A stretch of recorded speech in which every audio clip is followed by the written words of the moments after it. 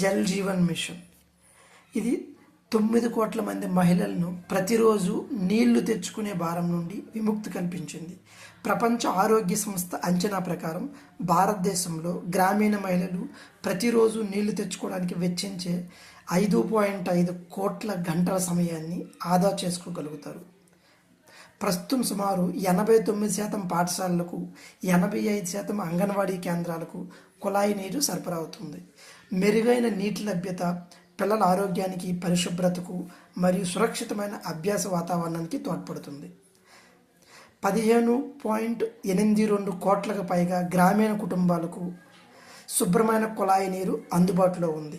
ఇది అతిసార వ్యాధుల వల్ల ఏటా సంభవించే దాదాపు 4 లక్షల మరణాలను నివారించగలదని ప్రపంచ ఆరోగ్య సంస్థ చెబుతోంది.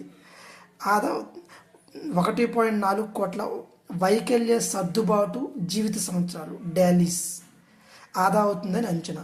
ఆరోగ్య రంగంలో 28.2 లక్షల కోట్ల వరకు ఖర్చు ఆదా అవుతుందని అంచనా అన్నమాట.